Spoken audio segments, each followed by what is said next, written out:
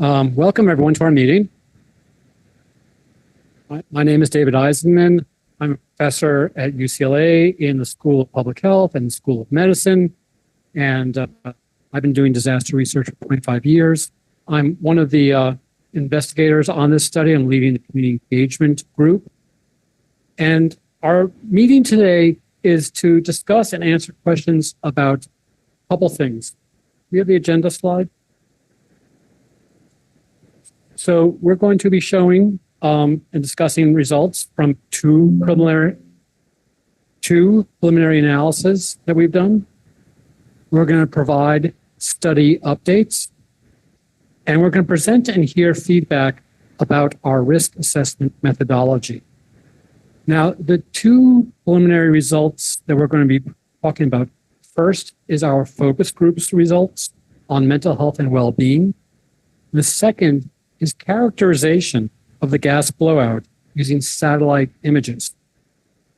Now, we're presenting these results, our preliminary study results, to you before they are submitted to scientific journals for peer review and for publication. We want to make sure that you have a chance to understand the studies, the analyses, and have an opportunity to ask questions about them.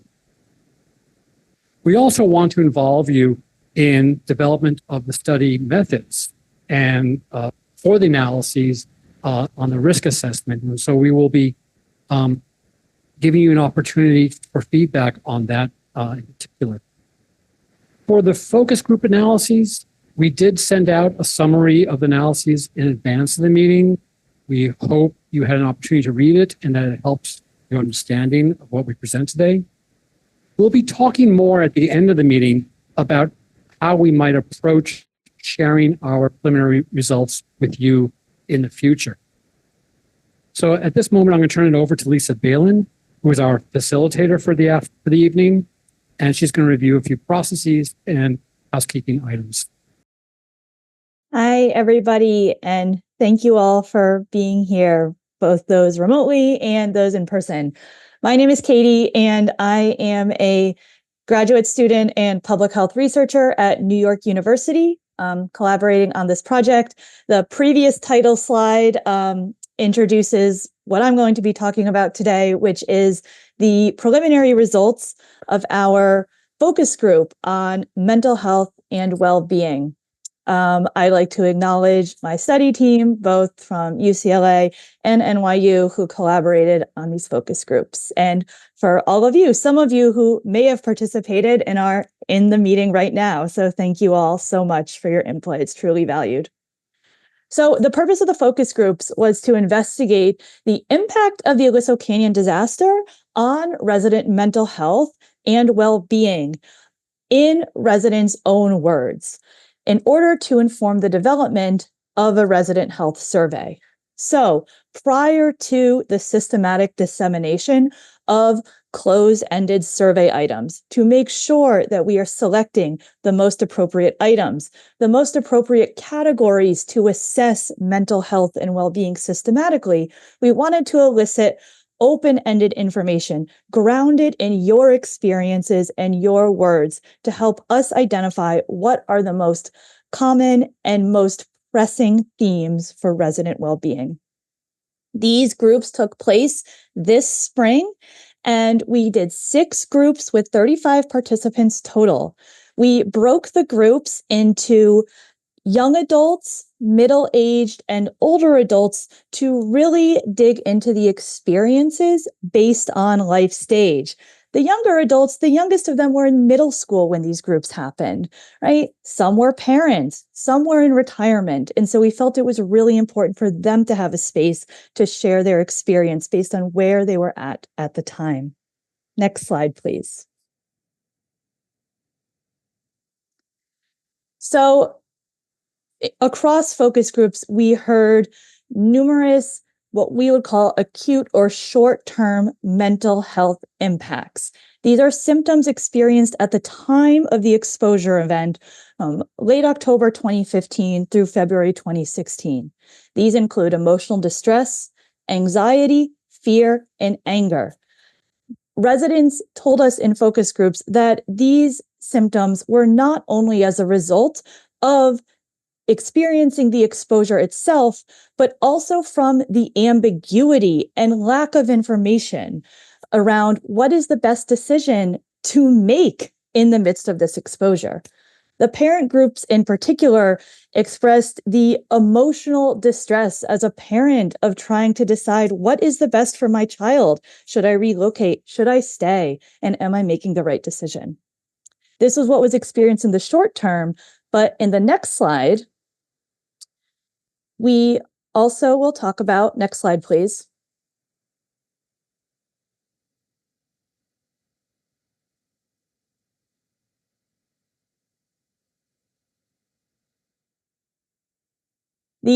Nope, go back, long-term mental health impacts. Thank you. The long-term mental health impacts. So in addition to the short-term symptoms, we also explored what we would call long-term. So these are symptoms and conditions that manifested post February 2016 and continued to persist after the exposure period, up to and including the present day. So across groups, participants shared with us that they have experienced symptoms in line with post-traumatic stress disorder. Some have been diagnosed with generalized anxiety, chronic stress, symptoms in line with depression. Other symptoms that we commonly heard in our groups are feelings of hopelessness, guilt, a general loss of control over life, persistent anger. In addition to the individual health impacts, we also learned about various social impacts.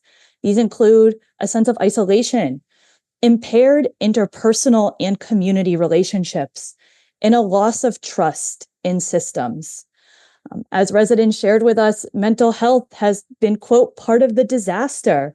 And many residents expressed that sensory reminders of the Aliso event, such as the smell of gas, can be re-traumatizing. Next slide, please. Some of the other major themes that we learned in our groups were a sense of anxiety about the future. One of our main findings was that across groups, participants described high levels of anxiety about their physical symptoms and the development of future physical symptoms. This constant worry was both, one, whether they or their loved ones might experience new symptoms or new diagnoses, and whether these symptoms can be attributed to the Aliso Canyon disaster. And this unknown at this stage is part of that experience of distress. As many participants told us, and as this quote shows, participants say it does get scary, hearing all these things happen, seeing changes in my body and thinking, is this new thing happening to me because of this exposure? Will I ever know? And this really underscores the importance of robust epidemiological assessments. Next slide, please. Another major theme that is contextualizing these mental health results that we heard is that groups in each age range describe persistent anger and frustration at lack of corporate accountability, lack of government response.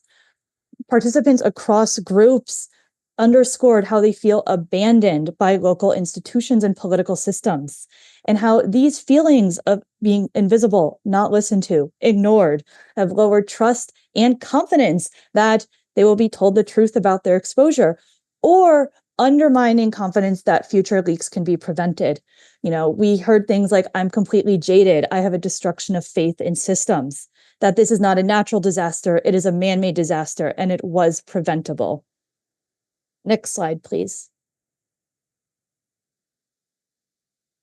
So again, I would like to thank all of the participants for coming and sharing their experience with us.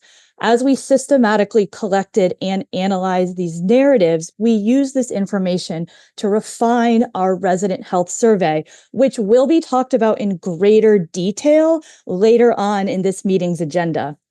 But as a preview, we added items that are assessing the presence of mental health conditions such as PTSD, depression, and anxiety.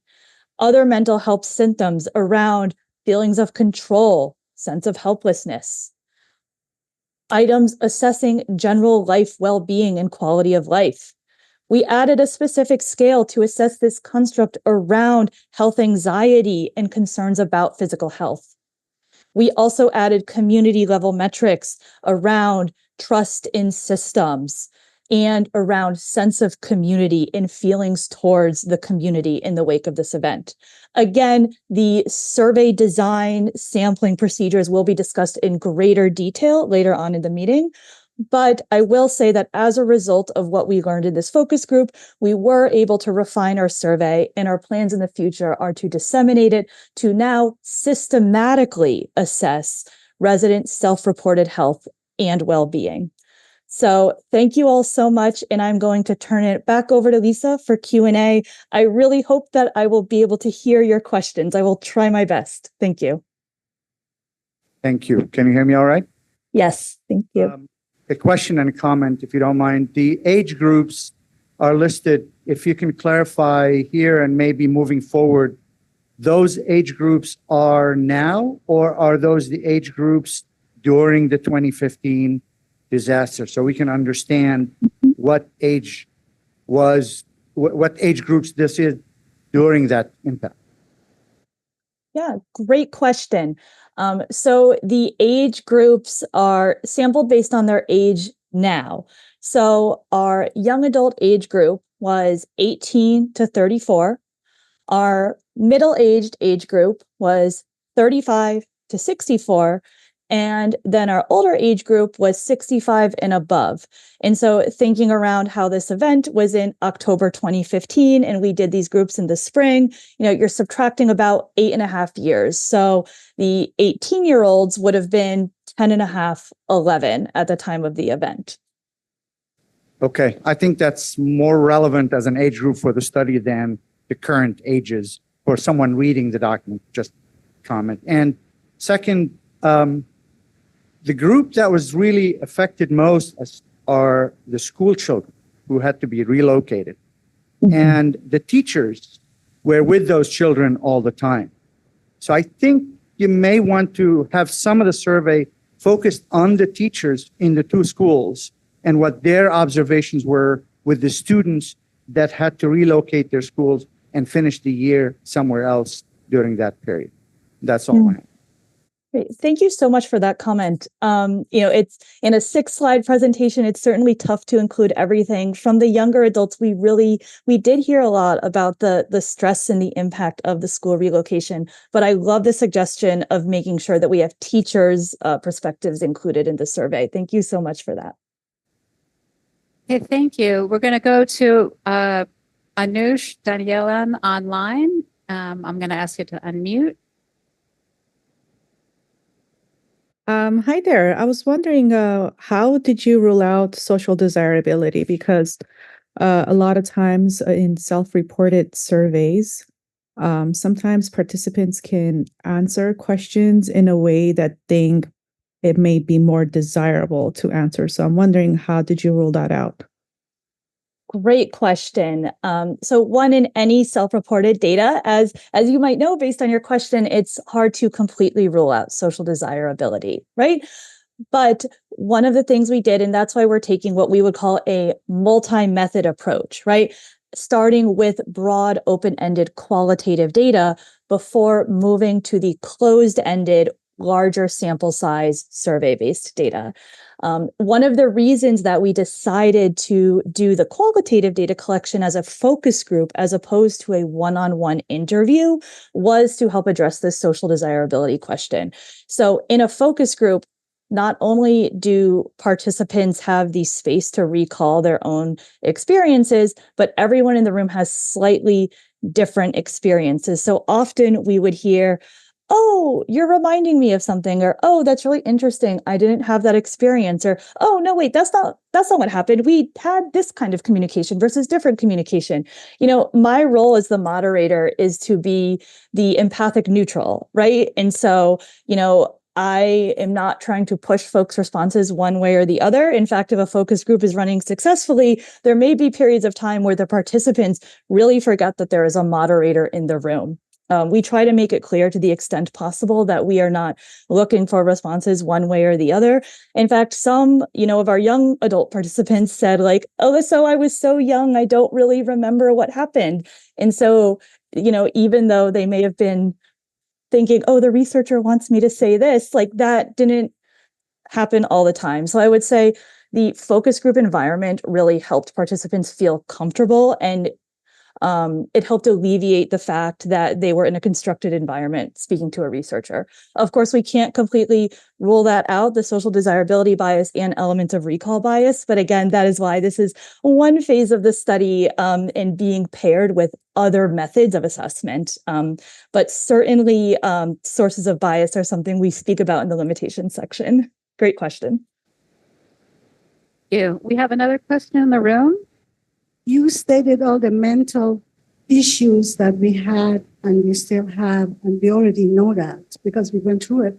But what was your conclusion from doing? Yeah, so one is, as you said, I would say one of the benefits of this data collection is one, putting this data formally in the record, right? So I would imagine that these findings are not surprising to all of you in the room who lived through it, but going through and assessing this with targeted, purposeful sampling across age ranges. One, we could say like, these are what residents experienced, this will be now published in the record. And we could say, Aliso, it was a disaster as experienced by residents. It did have not only acute mental health impacts, but long-term mental health impacts, which persist to the present day, that have impacts not only at the individual level, but also at the community level. And hopefully we've been hearing throughout, at least for me as a researcher personally, I heard this throughout the focus groups, these feelings of not being heard, not being listened to, feeling invisible. And so hopefully being able to, publish this, systematically reported, anonymized data, one, gives voice to the experience, allows participants to be heard, puts it in the record, and provides evidence that we really need to do more detailed, more robust mental health assessments, because this is something that has been voiced by the community as being urgently needed, in addition to exposure assessments and other markers of recovery.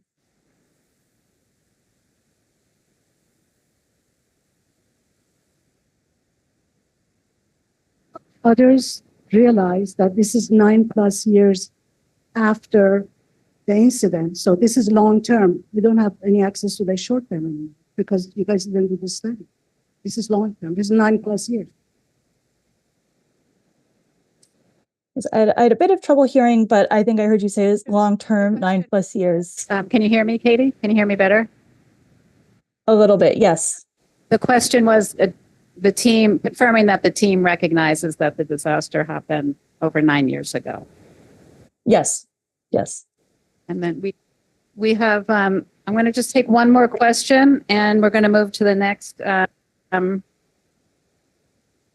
Okay, 1 second. We had somebody who's been waiting online, Alvin Waters. You can either unmute. I'm not sure if your question in the Q&A is the same, but I'll let you, why don't you go ahead and unmute? And we're running a little late on time, so we might have to move to the next section after this. Okay, my question is pretty simple, and it is what I put in the Q&A. So I guess I just want to understand the overall objective of collecting this data. Like, what are you hoping to accomplish? Because this is, information that, I want to take back to my advocacy committee on this. Yeah, absolutely. So I would say top level is, we're hearing across groups. There are long-term, as you've pointed out, this disaster happened 90 years ago, but there are still long-term mental health impacts that persist to the present day, that these will then inform a health survey. So we've added symptoms and conditions to the survey that we could then systematically assess at a larger scale level. And one, underscoring that there's really a strong need for mental health supports for this community, for your community. And hopefully this is providing additional evidence as we hope to build out access to resources for those supports. So I would say underscoring the mental health need is the main takeaway. Hey, thank you. Thank you, Alvin. We're just going to take a really quick question and then move on. As I mentioned, we may not be able to get to every question, but we're going to do our best. Can you hear me? Yes. Yeah, my name is Matt Pacuco, president of Save Porter Ranch. So the LA County Health Department sent people door to door at one point during the blowout to survey, do their own survey. Were they a part of this thing you're doing? So for that question, I would actually defer maybe to some of my colleagues in the room who might be able to speak more specifically to the interactions with the LA County Department of Health. My role as a researcher is to speak to the data that I helped collect and analyze, but that is a great question. And so hopefully one of the collaborators in the room will be able to answer that. Thank you. So to really clarify, the reason for the focus groups is to help us make choices about what's going to go into the survey. That's the first main reason for doing the focus groups. We can only do a survey that's so long, we have to make choices about what goes in and what goes out. So to show you the profit of a focus group like this is we learned some things we're not going to put in the survey. After disasters, you often in the science, in the field, would say, look for more evidence of alcohol abuse or substance abuse or domestic violence in communities. But we heard none of that in the focus groups. We heard about how this was really destroying the community and the sense of community cohesion. That would not have been on the top of our mind going into it, nor would it have been available to us from the County Department of Public Health survey. So we learned about how the fabric of the community was harmed, and that turns into then something we ask explicitly about in the survey. So you can see how things get kind of ruled out of the survey and then ruled into the survey based on all that we hear from these focus groups.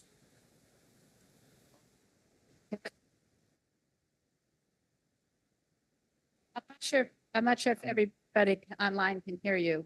Do you want? And I do want to move to the Yeah, next. okay. Section. The reason I asked that is because they themselves, those people doing the survey, reported getting sick while doing the survey. And then they were in there a very short time. So I don't think that's insignificant. Yeah, no, definitely it isn't. No, absolutely. We've examined all of the so-called Casper study.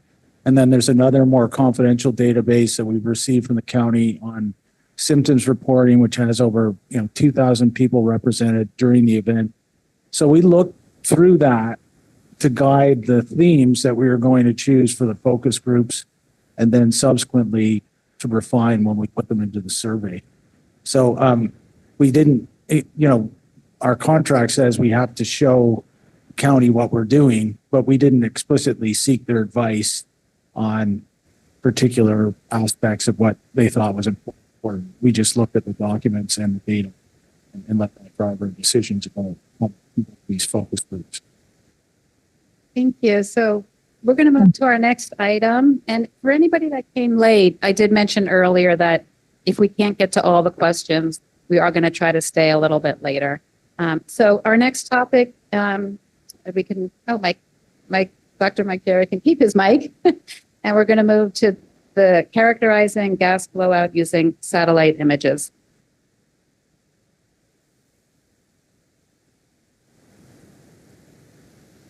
Thanks, Lisa. Yeah, so it's really nice to share some of these results.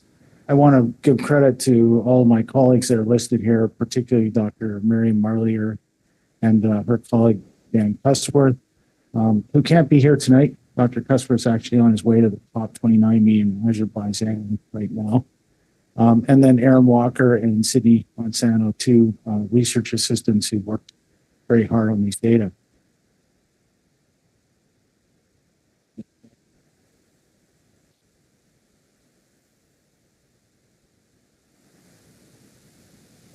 I speak louder? Okay. So what we wanted to do is use satellite images to try to characterize the extent of the blowout. And in some of our previous meetings, we've talked about the defining the impact zone. We need to know that for conducting a lot of our health studies. So we wanted to use methane, which we can sense from both aircraft and satellite images, to mark where the contaminants could have gone during the event. Now, there's not a perfect correlation between methane, which at the concentrations that we see in the atmosphere, even after this event, is not considered to be a health risk. But there were correlations with air toxics, so benzene, toluene, xylene, ethylbenzene, and hexane that varied from very high trigger samples that Dr. Garcia Gonzalez and I analyzed to about 50 to 70% across the community where there was co-location. So it is an indicator of potential for health active pollutants to penetrate into the community. And we wanted to, look at publicly available data, because there was some data that was collected under contract to SoCal Gas to give a more independent assessment. And really, an important thing is that the data vary by the meteorology, the intensity of the blowout, and the instrument sensitivity that we have. And I'll try to go through some of that.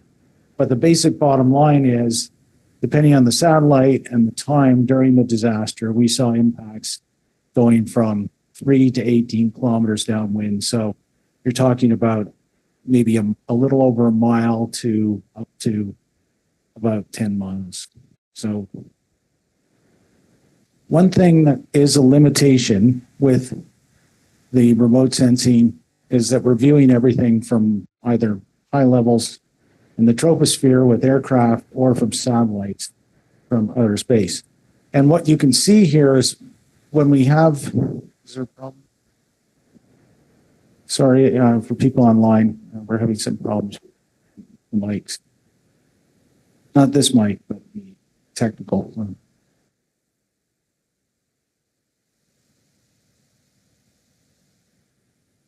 Okay, can you hear me now online? Yes? Okay. So one of the limitations is that we're seeing the total column of methane from our remote sensing retrievals. So some of this could be misleading because it could be a loft above where people breathe the air, and some of it is at the surface. And unfortunately, with the retrievals, we don't have a means of differentiating that completely definitively. So what we're also seeing is that the sensitivity of the satellite is important here. So let's say we have our emission source at the Aliso Canyon facility, and then we've got a plume length that the satellite sees, but where the concentrations go lower, it's much harder for the satellite to detect the plume. So the actual plume could be larger than what we're seeing on the satellite.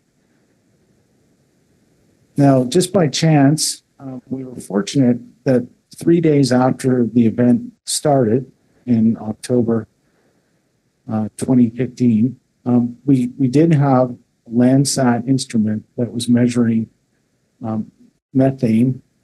It's not the most sensitive instrument, but it does give us some idea of the maximal extent of the impact. And that goes to about 18 kilometers away from the site. So you can see it's going to the south as the wind's blowing it and a little bit to the west. So we do have other, this is another satellite, the Sentinel, which has low sensitivity as well. And this is going at a different time period, about 2.5 weeks after the blowout. And we can see under those conditions, it's only 3 kilometers or just over a mile.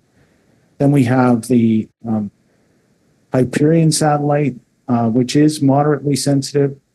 And this is 2 months after the blowout. We're still seeing impacts that are about 7 kilometers away. And recall that this could be a larger plume, but as the signal gets weaker, satellites are not able to differentiate between background levels. Okay, can people hear me now? Okay. And this is from the Avarice aircraft detection. And this is probably the most accurate instrument that we've been able to retrieve. So we've got 24 retrievals that have been processed. And here you can see that 2 months into the event, the plume is extending at least 13 kilometers. So this is, Excuse me. Oh, I'm sorry to interrupt. If it's possible, if you wouldn't mind holding your question until we get to the end of the presentation. And if you need a little paper to jot something down, let me know. Okay. I heard the question in the room, so I'll just repeat it online. So the question was, what's the difference between the panel on the left and the right? So this is the raw satellite image that we would get pulling it. And then we use various statistical algorithms to pull out the actual plume where we can differentiate it from the background levels. So these are enhancements over background levels. I'm sorry, I should have explained that in the beginning. So what we've done is estimate these downwind methane concentrations with remote sensing, and we had 24 cloud-free days. That's one of the other limitations. If there are clouds, we can't see from space, so it blocks our ability to analyze the images. And we have these early collections 3 days after the blowout. So depending on the instrument, the meteorological factors, and the intensity of the emissions, we see that it's ranging from 3 to 18 kilometers. So as I said, just over a mile to about 10 miles. And I think these results help to improve and refine our understanding of the spatial extent of the exposure. And we were somewhat surprised to see that it went this far away from the site. And, you know, as we got into this, we began to really think it's going to be important for us to adjust the way we approach our health studies. And it can also help us to have an indicator of where the air toxics might have been. Now, it's really complicated to try and understand how much benzene is in that plume at given distances, because benzene tends to react a lot faster than methane. So even though we see methane going 18 kilometers, we can't say necessarily that benzene would have been far, because it's going to react at a higher rate.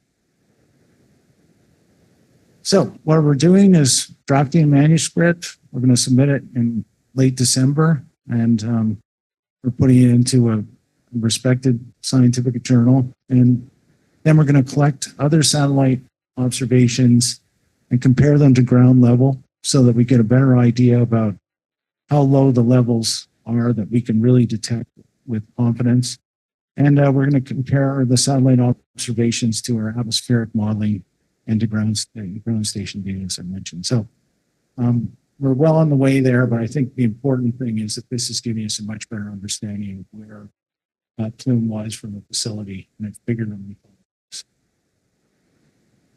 Thank you, Dr. Jarrett. We've got a few minutes for questions. Anybody in the room? I'm sorry to cut you off. I didn't realize it was just quick something about the slide. Greg, oh, did you have more of a question than just the slide? Okay. And we got a request for me to repeat the questions in the room. So. Hi, my name is Joe Goldstein. My question is that there are a lot of toxins that came out, and you were talking about the fact that you were concentrating on methane because it was an easier parameter module. Anyway, my question is, has the oil, has the gas been changed in any way so that if it was a repeat, would we get the same toxin, or has SoCalGas cleaned things up? I mean, this is a thing that probably is relevant to your study, because if it does happen again, why would you want to repeat the same thing?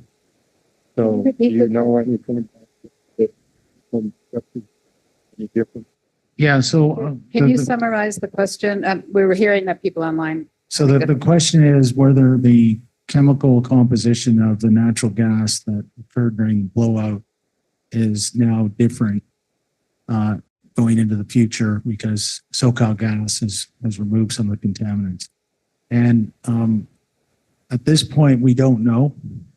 We are conducting sampling at 22 locations repeatedly around Porter Ranch and other areas, and then comparing them to other places that are further away from the facility to try to understand the composition of the gas and whether that's changing. So we'll be able to see whether it changes seasonally and whether or not there's any pattern that begins to appear closer to the facility rather than farther away. So we don't have a definitive answer to that yet. I can say based on the publications that have been led by our colleagues at PSE Energy, that there were high levels of benzene detected in gas that was closer to the facility than in other locations that they measured in California. We're still in the process of analyzing the data that we're collecting, and I would hope that by the next time we have a meeting, we'll have fairly definitive results we can share with you about the gas composition that we're measuring that's going into people's houses. But we don't know that we don't know the composition. The gas company has given us a large set of files that we're going through to try and parse that out. As far as we know, there is some cleansing that occurs when it goes into the facility and then comes out, but that particular process is still a bit opaque to us. Thank you. I'm going to take one more. We'll take two more questions in the room, and then we'll move to study updates. I think we can go to Craig first. Hi, Craig Galante. Dr. Jarrett, if you could please go back to the slides that showed the heat mapping and the color coding, this one here. Yeah. And then I think, it seemed like this was the most accurate source. Yes. I'm gonna ruin the name, but okay. So I'm a little concerned because on the chart on the left, your highest rating, this is methane, correct, is 2+ parts per million? These are enhancements over the background, yes. Enhancements over background. Yes. Okay, subtle but very, very important distinction, right? Yes. Because background is what, 2 parts per million background, or 1.8, somewhere around there? No, it's more like Two? Two. Yeah, roughly 2. Rough. Yeah, the community has been told 2 is background. I don't know if that's true in other parts, but anyway, it doesn't matter. So when we look at the shading on the heat map on the right, we have some very, very dark purple, almost black. What are those levels, and what are the levels that are actually in the community? Because you've got a very narrow scale there going from 0.5 parts to 2+, and yet that heat mapping is showing concentrations that are strong. And the community needs to know, what levels were we exposed to? Sorry, I'll go back. Yeah, that's something that we're still working on. And I don't think I can give you a definitive answer tonight on that. Another follow-up to that is, what was the duration? I know that Dr. Quantity Marlier, and duration. Dr. Marlier is online. I think, I don't know if she wants to add anything to that question about the plume enhancements. And But I think that are going to be within the range of what you see on the column enhancement. What we've done is just tried to pull out and make it more accurate. But this is where we can actually differentiate from the background. So those levels are going to be in that range of, greater than 2 parts per million, so more than double. Okay, so for clarity, 2+, what is there a 5, a 6, a 10, a 12 in there? And then also a good follow-up, what was the duration? Basically, satellites must have multiple snapshots. So do we have? We have 24 that we've gone through all the sources from all these satellites and screened all the possible scenes that we could get. So these are the only ones that are cloud-free days from those 4 instruments. So you're getting basically an instantaneous look at the plume as the satellite goes. Correct. We understand it's a snapshot, but you have multiple snapshots. These also show intensity, which I get. The other question is, what was the intensity in the neighborhoods? And what was the duration of those exposures? Yeah, we can't As necessarily. best you can. Yeah, so I'm going to turn it over to Dr. Marlier, who's been leading this part of the study.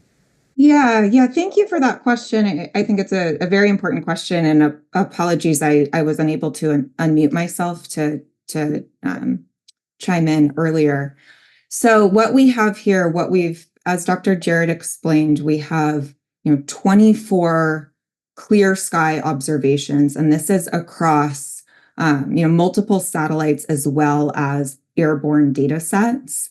And what you're seeing here on this slide, as well as the other ones, is a time series of the column enhancement. That's what you see on the left-hand panels, and then the contiguous plume, which is shown on the right. And so it's a really important question about what are the implications for neighborhoods. That will be our follow-on work, is looking at right now that plume. As Dr. Jarrett showed a few slides before this, I don't know if we want to go back to that one. From the satellite or from the aircraft, we can't, or go back to the one before. Yeah, this one. Thank you so much. We can't distinguish from the satellite or aircraft, our remote sensing data, whether that plume is higher in the atmosphere, like what you're seeing on the left-hand side, or whether it's at the surface on the right. So our team, we have other colleagues on the team who are conducting high-resolution chemical transport modeling, and then we're also collecting ground station data. So our follow-on work from this analysis based on processing the cloud-free satellite data time series will be then to compare to the ground and understand what the implications are for the ground. And I do want to reiterate, this is showing 4 different remote sensing data sets. And as Dr. Jarrett mentioned, each of those instruments has a different sensitivity, and that will be taken into account as we are doing our follow-on analysis to understand the surface dynamics. Thank you. I'm going to see if we can. So we don't have a full answer for you yet, but we're working on it. That's a short answer.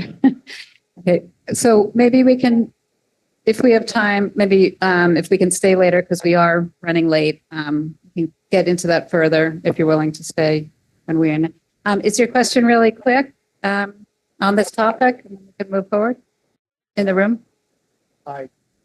Nassim? Sure. There's a mic there for you. On 2 things. One of them was about the gas competition. We seem to forget that the chemicals are not from the gas, they are from the formation. Measuring the content of the gas now is not relevant to the chemical exposure that happened during the blowout, and that's a physics problem. That is not a health problem. That's number one. But on the other issue, ground data, we're up at 50 and 100 ppm of methane, and those are all the Air Resources Board data that I have shared with the team, but the team has not downloaded them. So it's up to them to figure out where they want to go with it. But the Air Resources Board has all those data, and they had them on their website, and we were downloading them during the event. I don't think they've kept them on the website, but they're all there. But the numbers are orders of magnitude above this. This is not relevant now. And on that picture, the reality of it is, against the physics tells us that gas comes out very cold. So the strong tendency of it is to settle, not to fly up into the atmosphere, because it is very cold relative to the air around it. And that's all. Yeah, you're right. It's negatively buoyant. So, but we do want to cross-validate against those ground sites. And as Dr. Marley pointed out, that's one of our next steps. And the real underlying reason we're doing all this is to try to better understand the impact zone so we can get a better assessment of the potential health impacts of the blowout. Thank you. So Dr. Jarrett, let's move to the study updates.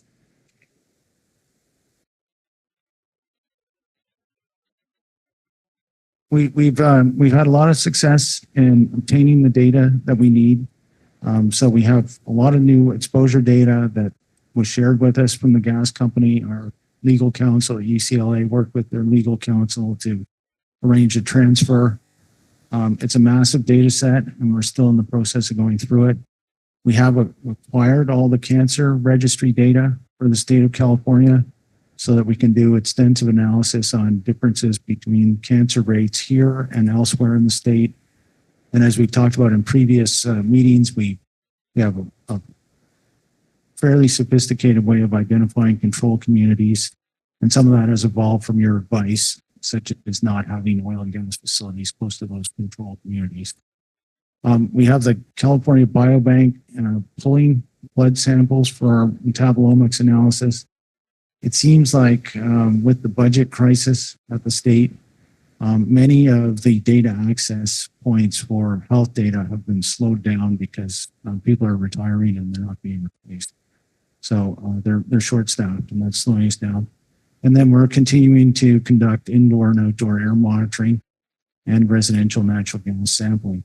And I'm happy to report, although I always don't like to say this before it's finally accepted, but it does look like our first paper on birth outcomes, which showed substantial increases in low birth weight babies and term low birth weight babies that were born in the area that was about 10 kilometers from the site and intersected with the disaster temporally. Though that paper has been well received.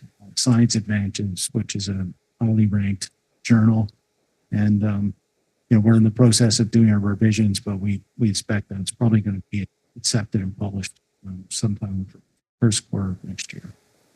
It's a slow process as academic publishing, but putting it in top journals gives it more credibility, and then you can use those data for any advocacy that you think is appropriate.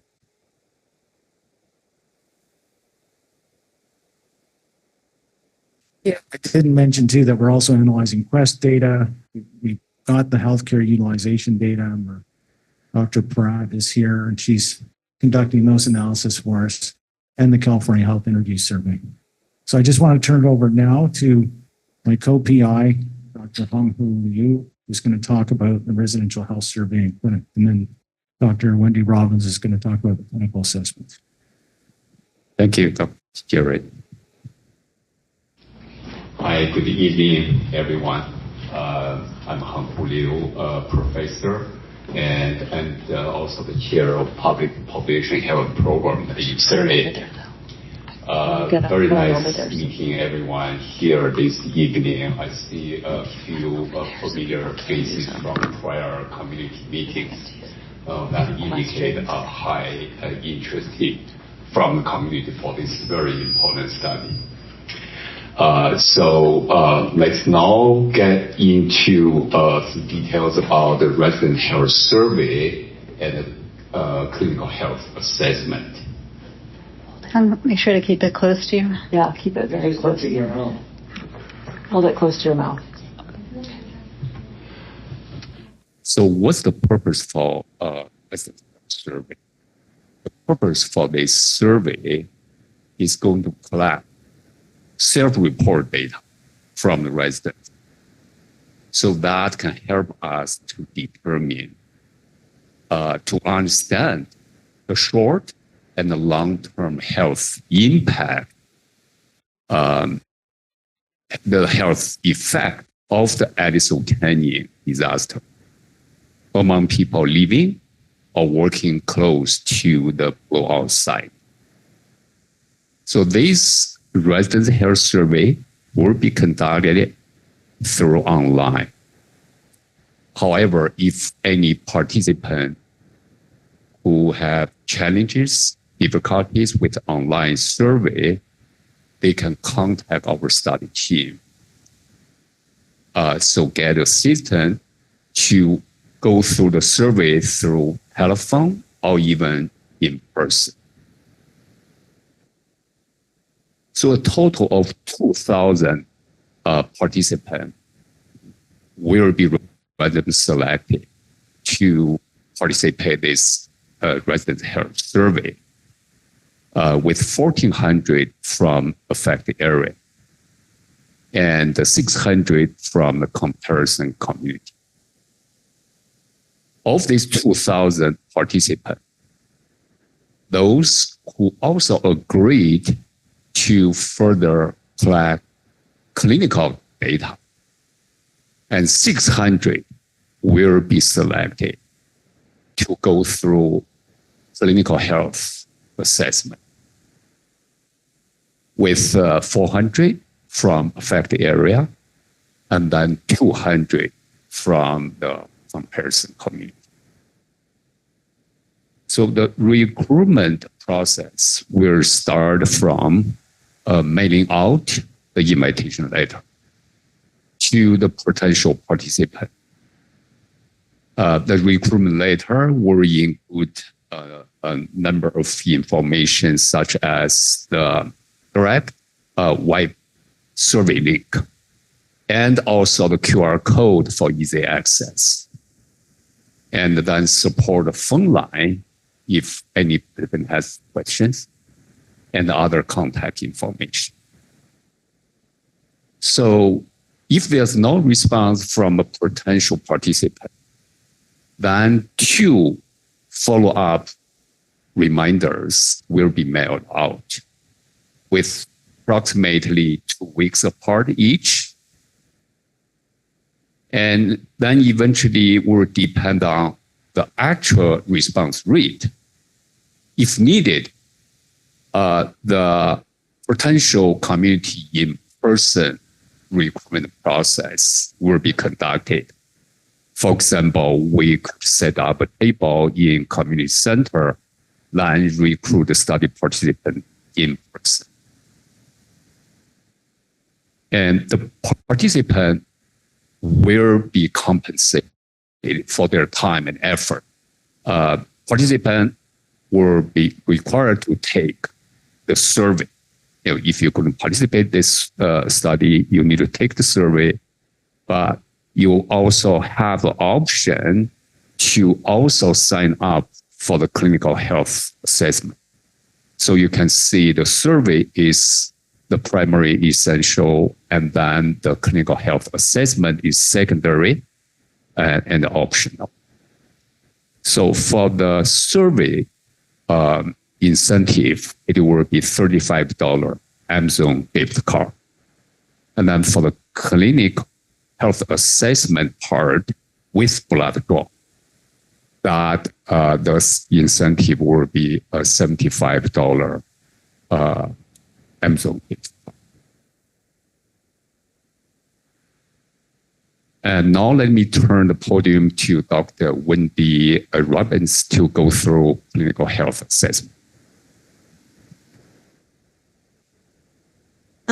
Good evening. I am Wendy Robbins, professor at the UCLA School of Nursing and Fielding School of Public Health.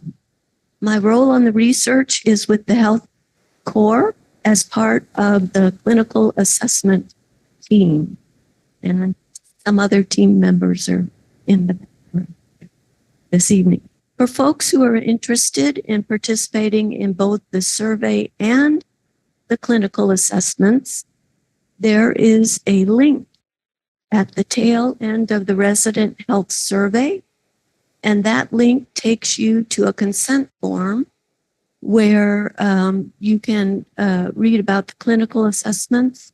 And if you would choose to, you can consent to participate in that part of the study. For the 600 people selected to participate in the clinical health assessments, what they can expect is that after consent, a member of the clinical assessment team will call you by telephone to confirm eligibility and let you know how to prepare for the clinical research visit. Visits will take about 1 to 1.5 hours and will occur at locations in Porter Ranch or Simi Valley areas, both areas. What you can expect during the visit is to have measurements of your blood pressure, pulse, respirations, height, weight, hip and waist measurements, spirometry, a test of lung function, a blood draw to test for kidney and liver function, markers of inflammation, blood lipids, blood cell counts, and metabolomics. And then there is also a paper pencil screener of cognition. Thank you. Alisa?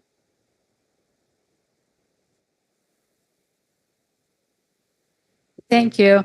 Does anybody have any question about those study updates? Okay, I'm going to go 1, 2, 8, and then 3.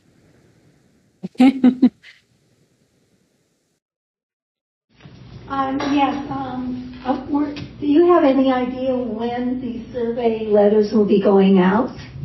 Thank you. Yeah, thanks for that question. Repeat the question. Yeah, the question is when the health survey will going out in the field. Yeah, we are actively working on it, and we already have completed survey instrument, which right now is in the soft for review. We expect we will roll in the field for recruitment sometimes after the new year. Thank you. We had another question here.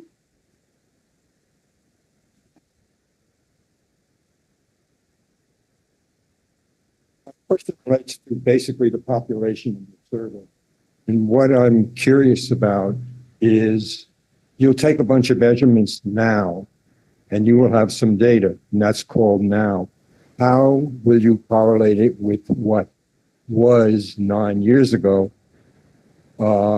And not only that, how do you know that some of the people, for example, you're taking blood pressure?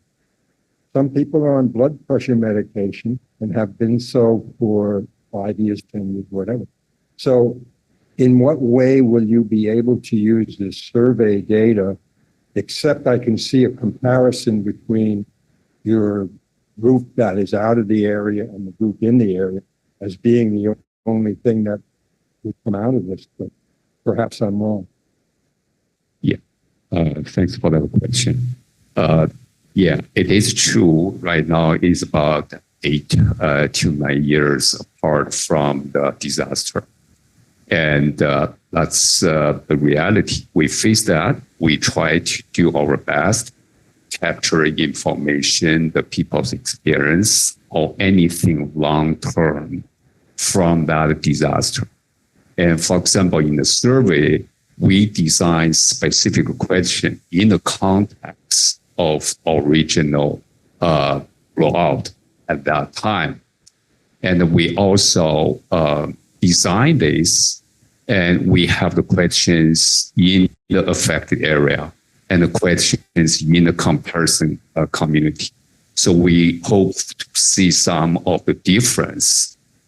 And also for some of those, like for example, you write the blood pressure issue, and look at the county, for example, LA County, when they have the survey defined a high blood pressure, if anyone is under medication for high blood pressure, that will be classified as having the high blood pressure. So those things we will try to take into account, so we can actually get more accurate estimate. I just wanted to emphasize one thing too, that we're not just looking at the impacts of the blowout itself. There have been concerns expressed by the community, and I think it's legitimate, about ongoing emissions from the facility. So we're out there monitoring pollution, hazardous air pollutants, particulate air pollutants, assessing for metals, other toxic compounds. So we'll be able to see if there's an ongoing release coming from that facility that's different than in control communities. And then this survey will help to address where there's an ongoing issue that is lingering and causing health effects in the community. But you're absolutely right. We can't really do a lot to link this to the disaster unless we ask specific questions about them. And there are a few. but there's something called recall bias, which means that somebody is more likely to report that they were upset or stressed or worried about their health if they actually have a health outcome that's negative. So you kind of have to be careful going back in time with this kind of survey.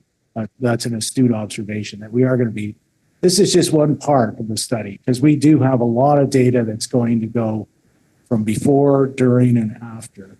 So that's the cancer data, that's the administrative health data, that's California Health Interview Survey data, that's all the birth outcome data, data on autism spectrum disorder, as well as data on metabolomics, where we're going to be taking samples of blood in the current time, but from the baby's heel sticks, we're going to be doing metabolomics that can pull out 10,000 different molecules.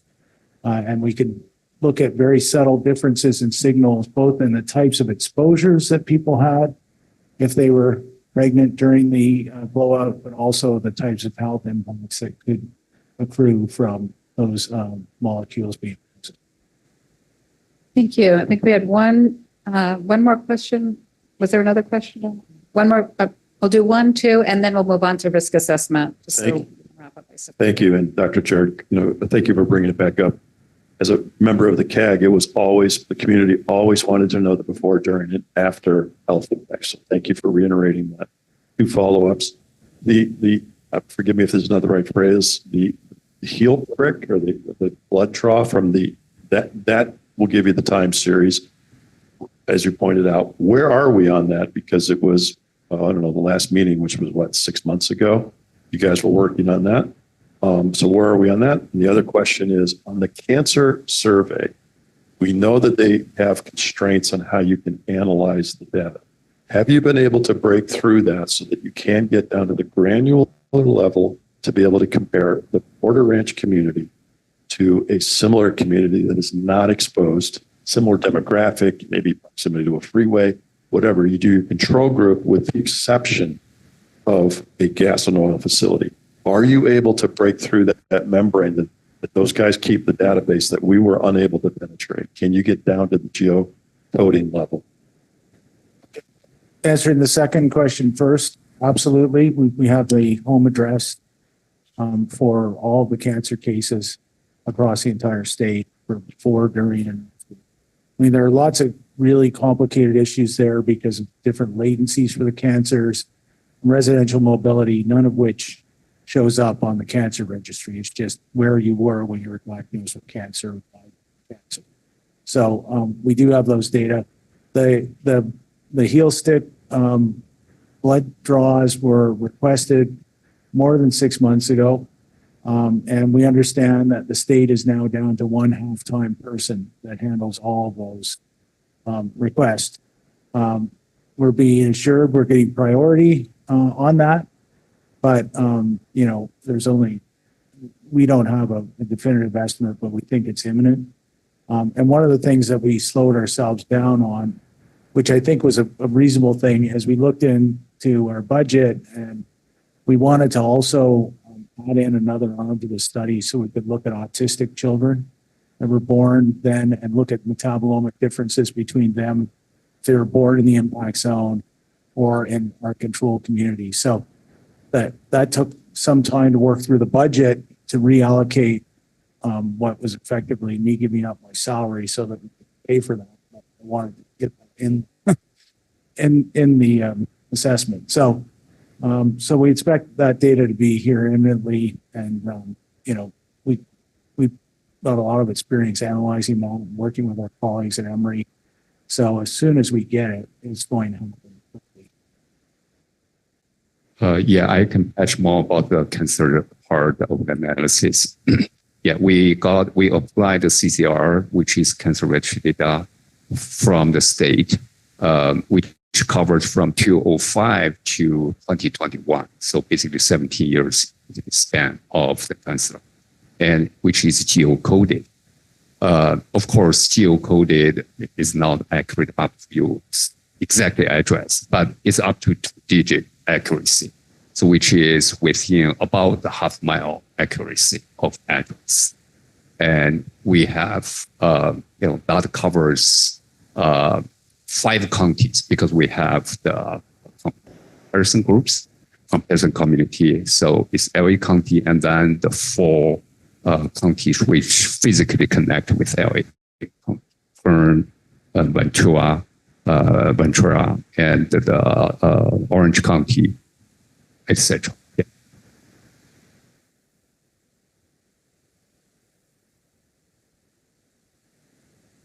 We're So, gonna finish this. Yeah, We're gonna this finish is, this is I'll critically, let you finish. I just want No, you're everybody else to know. We'll finish this. We have one more question. I'm gonna let you finish your question. We have one more question, and I do want to get us onto the risk assessment. And then, as I said, we'll stay later. So 1 and 2, and then we'll go to risk assessment. I'll be concise, this is critical. A comparison of the Porter Ranch neighborhood to a county as a control group, is that what I'm hearing? No, it's not to a county. I mean, we have the entire county You have- level data. It's geo-coded. We can get a specific area. It's not the, So the control groups will be neighborhoods, yes. large neighborhoods. Very good, thank you. That was a very important distinction. Okay, we could clear that up. We have one more question here. Just quickly. So the type of people in the health study, like for me, like we're really sick back then, and I got cancer and all that stuff. After that, I did clean up really, really hard, detoxing, changing, everything. So clean up. Seems like you shouldn't be in the health study in that stuff. So then, do you guys have like category of or requirement for people to get into the health study that make sure you don't do the detoxing like right before the, Yeah. something. Yeah, sure. And to make the sample representative for the Aliso Canyon community. And unfortunately, we cannot, ask people volunteer to join the study. So there is a rigorous designed sampling algorithm, which will be at least the 3 factors, which is the distance from the wells 25. That's the blowout site. And then the race, ethnicity, and then the income. We have at least a 3 level. We're 3 to the degree, and then we will do the random draw. So in that case, we want to make sure the sample to 2,000 will be representative for the community. Thanks so much. We do have one question online. I just want to get a sense, is everybody in the room okay if we go later? We're taking a little more time, but I do want to respect, we said we're going to end at 7. So people have to leave. So to the person online, if you can, okay.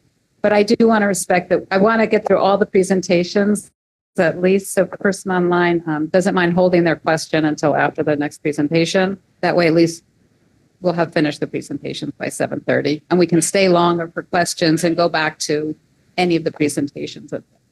So let's go to our presentation on risk assessment.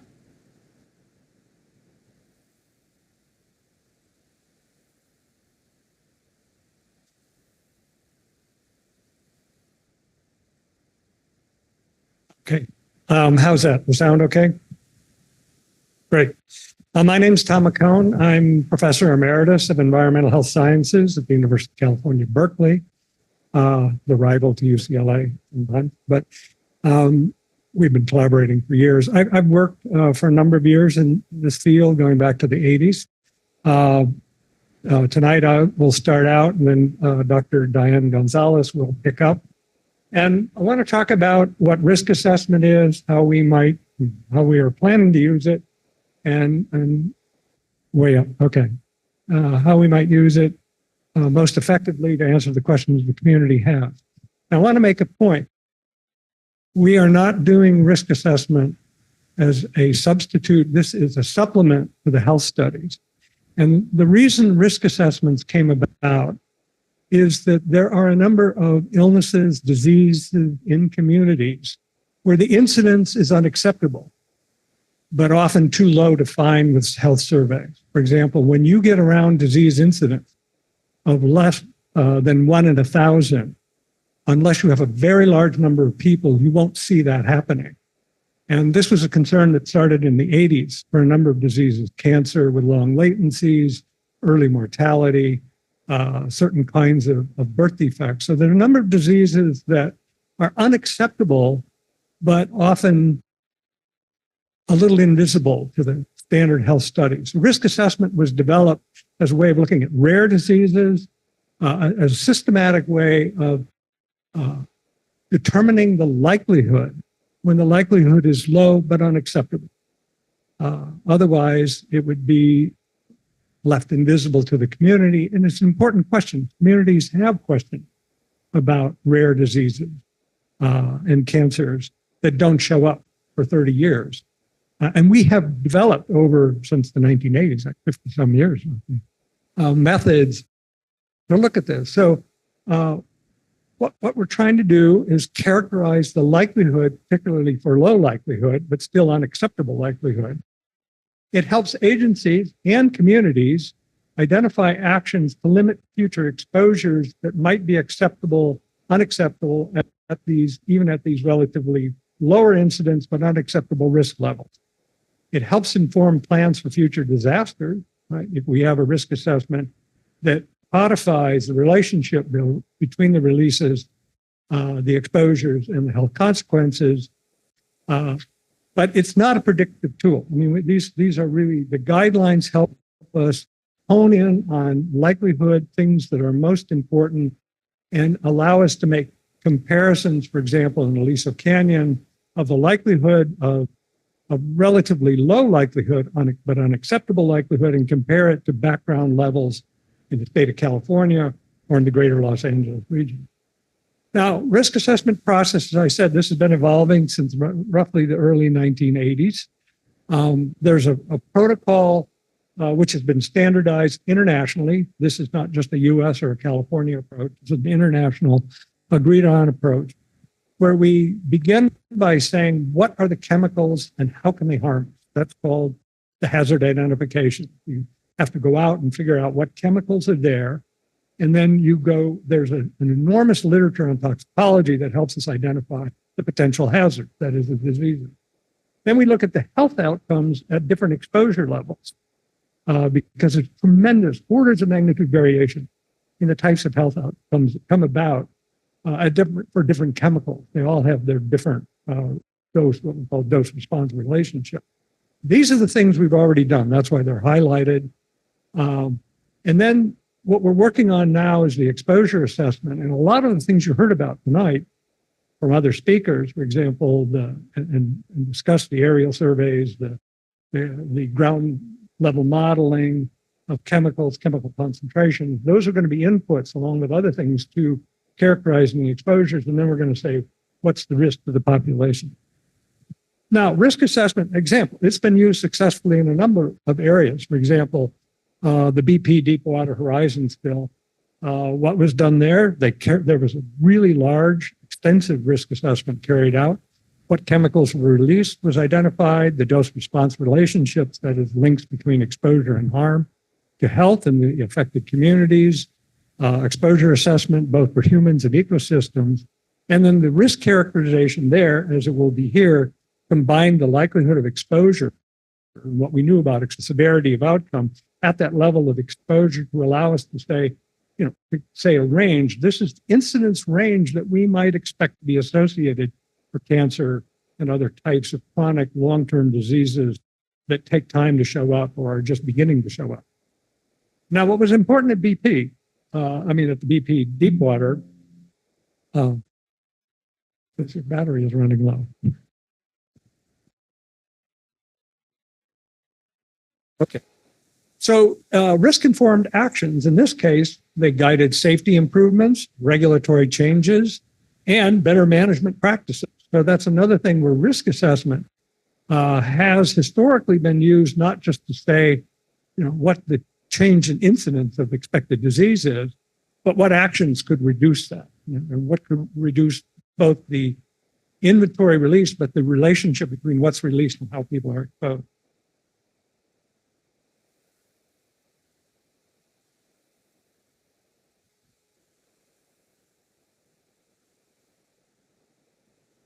Thank you. So again, these are some steps that we've taken. The first two, really, the potential for harm, the hazard identification, really is something that is established in the literature. So we communicate what we're doing. We don't seek a lot of input because, other than what chemicals we should look at, toxic thresholds. Again, this is something, there's extensive literature on this. What we do want to, at least make clear to the community, and these are things that might be where we might gain important insights from talking more of the community, is things like relocation status, how much outdoor, indoor activities are involved, housing characteristics, how the age and gender and health status of the community varies from other communities that we might use as sort of the representative communities in our risk assessment. So what we have right now is what we call working assumptions that are going to be important for the risk assessment. That is the relocation status. If we don't know, we're going to assume people were actually in the Aliso Canyon area, Porter Ranch area all the time. And as we get more information from surveys, we'll adjust that, but that's an important issue. Average time spent at home, work, school, different locations, allocations of time. There's an extensive literature on this, which we have and have already access to. Housing characteristics. We've already done a random sampling of the 30 different communities within the target, within the Aliso Canyon affected area. Ventilation and indoor behaviors are important. And we're collecting that from Southern California specific studies. There have been surveys already done, not specifically at Porter Ranch. The distribution of age and gender and health status, particularly adjustments for children and the elderly, and particularly for children. I think adjustments for children are going to be very important. And what we're looking for mainly is input from the community about how the community here would differ from the communities that we use as sort of the basis or the representative inputs for these models. We make exposure adjustments for the elderly, which is actually, it's going to be difficult. There's not a lot of literature on how to make adjustments, but we're working on that.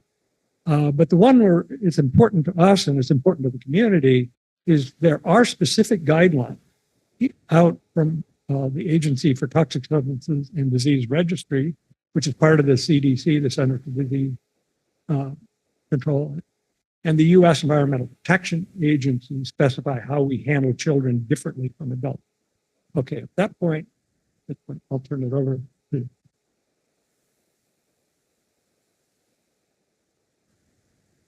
Thank you, Dr. McCone. My name is Dr. Diane Garcia Gonzalez, and I am a researcher at UCLA's Fielding School of Public Health and the Center for Healthy Climate Solutions. And my focus on this project has been in multiple cores, but mostly in the exposure core.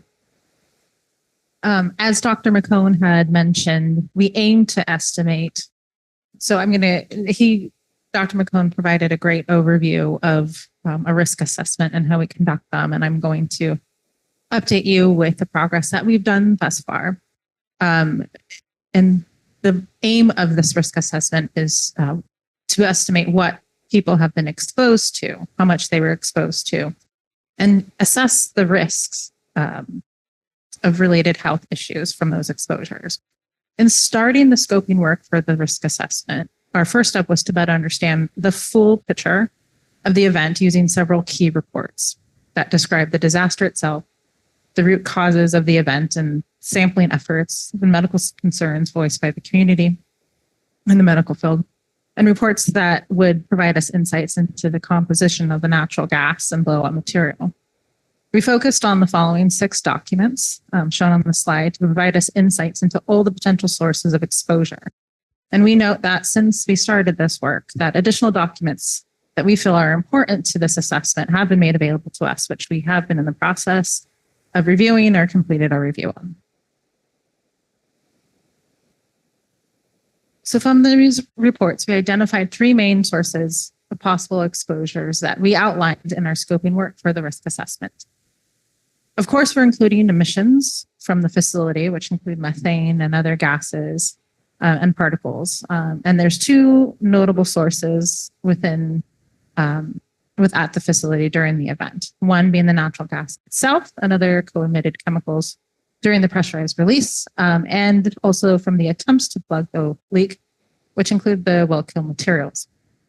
But for this risk assessment, we're going beyond looking at the facility as during the blowout event as the only source. We will also want to consider urban background, which we refer to as baseline, and includes emissions in our urban environments that we are more familiar with, like traffic and emissions from nearby freeways. But we're also considering the potential emissions from just standard operations at the natural gas facilities, just because of its proximity to the community. As you can imagine, there's limited local sampling. There was limited local sampling that was done prior to the blowout, but we did identify some sources of samples taken after the leak was plugged, and that provide us insights on baseline air quality, and also the current field sampling efforts that we are conducting. Also, we have years of data about operational emissions from the California Air Toxics Hotspots database, which is a program that mandates emissions reporting of specific pollutants. And finally, we are also considering residential or indoor exposures from residential environments. This was one of particular importance, since we know that we in general spend most of our time indoors. And in addition to indoor air pollutant sources like off-gassing of household materials, we also want to take into consideration the gas and particles that may have penetrated into the homes during the natural gas blowout. So when examining the health risks of our exposure assessment, it will allow us to consider how multiple pollutants might interact. Some may interact that are additive, which is the impact of each pollutant that adds up to create the total health effect. We will also consider synergistic effects, where pollutants combine in a way that amplifies the risk beyond individual impacts. So in the process of developing our risk assessment, we gathered, organized, and scanned over 600 publicly available documents, such as existing data sets, lab reports, and research publications, and other documentation that would help us inform on the potential sources and associated chemicals of the event for the risk assessment. You can view many of these documents on our online Zotero library with the shared link on this site. Please note that this is a working link. We are continually adding documents to this. So you may see that change over time. We also have access to more than 700 confidential documents that our team is in the process of reviewing, and have done a lot of the review and assessment of those documents already. As we continue, we're expecting additional data from the project, as discussed in this tonight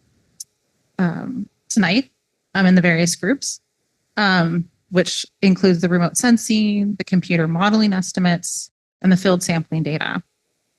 These incoming data sets will help us build a fuller, more accurate picture of potential health risks associated with the Aliso Canyon site as they become available over the course of the project. We are using the various documents to create a list of what we consider the chemicals of highest concern that will provide the foundation to our risk assessment. Now, at this point in our scoping work, we have a working list of notable chemicals that we are considering for inclusion into the risk assessment. Before I move on to that slide and share that information with you, I just want to note that this list provided here tonight does not indicate exposure. They're included just to describe the step that we're taking along the risk assessment process and for a discussion here today.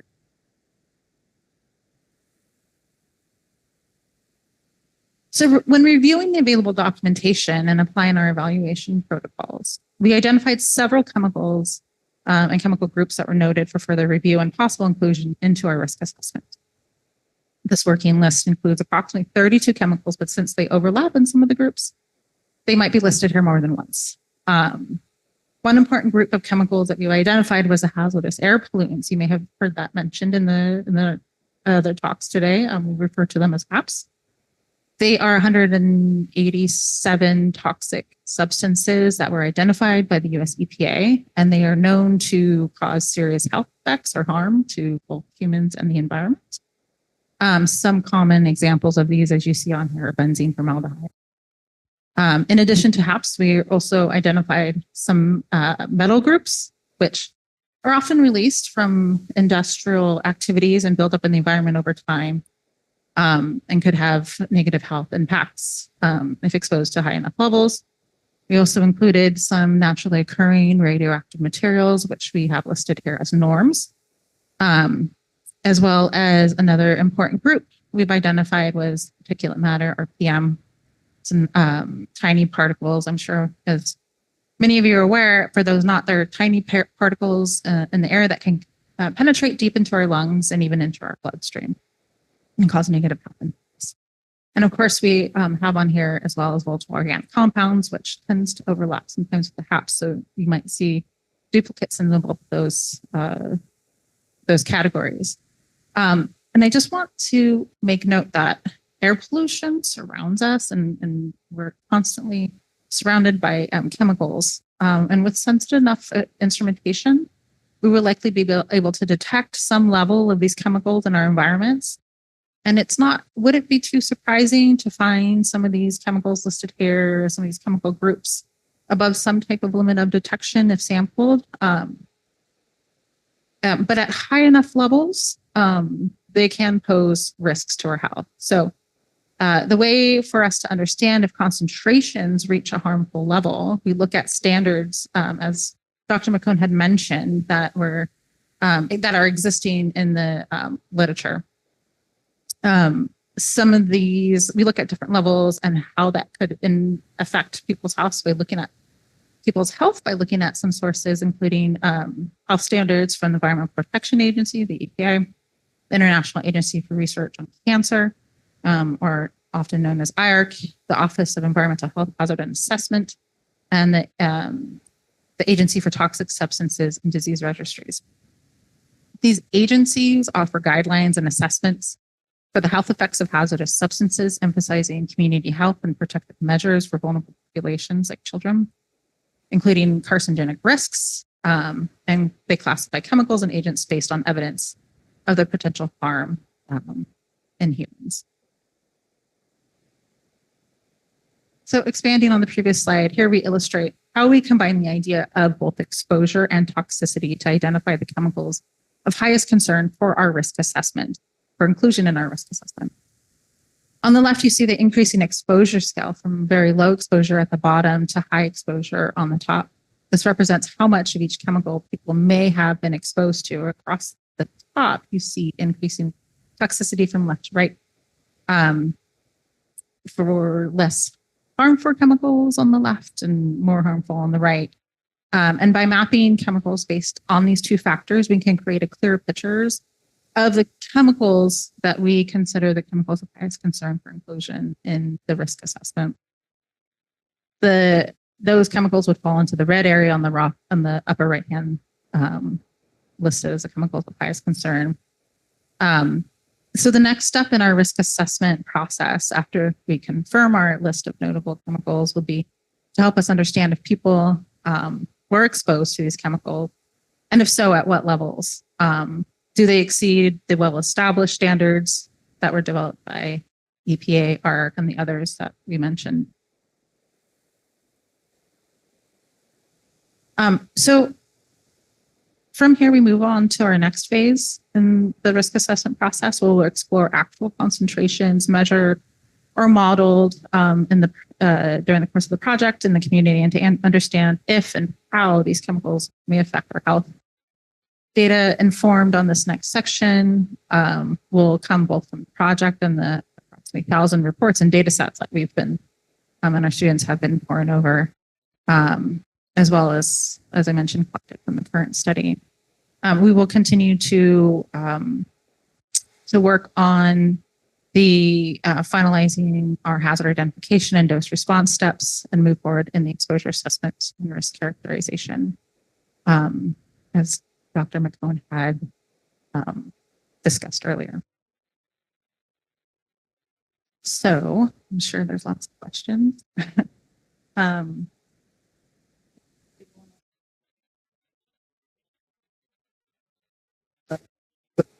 Thanks very much, Doctors McCone and Garcia Gonzalez. I just wanted to mention as well that these health risk assessments, particularly the hazard identification, they're being used to help us guide the selection of health outcomes for the administrative data, the cancer outcomes. So they're playing a dual role, that they're filling in where we can't get direct data. For some of the cancers, one of the biggest issues is we're not going to have a high enough incidence in the impact zone to probably be able to statistically differentiate it. This will give us the ability to show whether or not the hazards are potentially higher in this community than in the control community. So it is being used to guide our selection of other health outcomes, as well as giving this role of filling in where the epidemiology and the exposure science can. So thanks. We'll turn it back over to you. Thank you. So we're going to take some questions.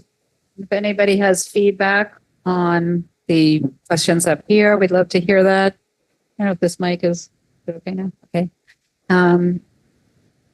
And I understand, Deirdre, thank you for waiting online. I'm assuming your question is about the previous topic. So we're going to try to stay on this topic for a little bit, and then we're going to open it up for any questions about anything presented tonight that we didn't get to. So I think we had a question with Nassim, and then we'll take you next. Thank you. 2 points. One, the AQMD issues reports about emissions from the facility that are reported to them. I see most of them are on here, but just for double checking, it would be good to cross-reference your list to the AQMD emissions list. That's one thing. On the risk, all health risk data are on an individual contaminant. How are you planning on managing the cumulative effect of multiple contaminants? So that's a very good question, because it comes up all the time. Like the AQMD has the hotspot program, where they study emissions all over the state of California. So typically what's done is to look at the health endpoint. So if it's and the mechanism of action, and if it's additive, if it's the same endpoint, like the same cancer, it's handled as additive. There's not a lot. Sometimes it's synergistic, and if there's data, it's handled that way. In many of the cases, though, the health endpoints are different, right? It's the birth outcomes, cancer, neurological disease. In those cases, they're handled separately. But when the mechanism of action or the disease endpoint is the same, then they have to at least be handled additively. And actually, the way it's done often is not to add the risk, but to calculate the inverse of that, the risk of not getting the disease. You multiply through and then take the inverse of that. I mean, it's the correct way to do it. It sounds kind of odd. Thank you. We have got a question. I think there's two things that are very important about what went on in Aliso. One of them was the economic impact to the entire community and to the environment. And the second one is the study you guys are doing, which is what really happened to people that were here. But my question really goes to something deeper. When you're done, you will have conclusions. You should have recommendations, because that's what studies do. Are you chartered to, in truth, impact the gas company, impact the regulations, impact whether something like this facility remains open if it's unsafe? Or are you simply going to be able to take your study and say the next level of people will look at this and make their own decision? Again, a very good question and an important issue because often the purpose of doing a risk assessment is not to tell people, oh, you're at risk, right? Your risk is 1 in 1,000 of getting cancer from benzene. It's to determine what level the risk is at and what actions, and we're not mandated actually to look at that, but it's important, I think, recommendation we have to make, which is if this is an unacceptable risk, and actually 1 in 1,000 at a community scale risk is unacceptable by regulatory standard. And it might sound low, but it's unacceptable. And the question is, what actions would bring that down to where it's comparable below 1 in 10,000, which is a threshold in the regulatory field. We call it 1 in 10,000 kind of the threshold of beginning acceptable risk. You like it to be below that. Again, sorry that we're not really mandated, but I think we have to try and, I mean, we're talking about making recommendations, in that direction. How to use this to guide action, set priorities, because you know what chemicals you want to keep out of the environment, the ones that we flag as being the highest contributors to health risk. Thank you. I thought I saw your hand before. Well, here, and then we'll go to Craig.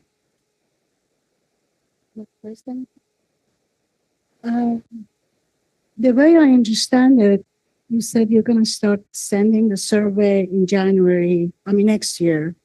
So maybe by the time we go to the blood work, it's going to be like in 10 years after the blowout. I don't know if it was after 2 or 3 years of the blowout, community members, some of us with our own money, we ran some tests, hair, blood, and urine tests. We sent it to Plain lab in Kansas City, which is a reputable independent lab. We have that information. The community has that information of what chemicals were exposed to. It's documented. Are you going to even look at that? Because that was happening after 2 or 3 years of the blowout, better than 10 years. Yeah, if there's any data that the community wants us to review for the risk assessment, we would like to talk to you and potentially get that and figure out a way to see. So I think it's obtain very that. important to have that. Yeah, and that's why it was important for us to, before we finish our scoping work, to start the risk assessment, to talk to the community and ensure that we have all the data sets that you guys feel is important to include, and that we're not making that decision without getting your input. So. Great, thank you. And so would the method to get that started be to email? Right. If I could add to this, we actually have started, we did get some reports from the community, for example, for radioactive, it was uranium, in hair and then in soils. And that's very important to us because that actually ground truths. We're making estimates from these dispersion models of what was deposited in different neighborhoods. And when we see people who have done radioactive materials sampling, either of their hair or their blood tests, then that gives us a point to what we call ground truth, what our predictions are. So it's very important to us to get that. And we have some of it. And I think, we probably have all of it. I recall reviewing at least the radioactive material.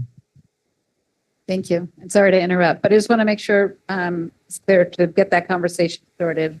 Let's go ahead and the study. And just for clarification, if you feel comfortable sending those sources of data through this email, please do that. If not, we could figure out another way to make that a more confidential transfer, if that's what you prefer.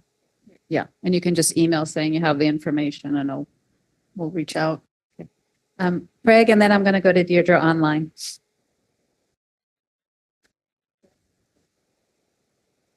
Okay. Deirdre, let's invite you to unmute.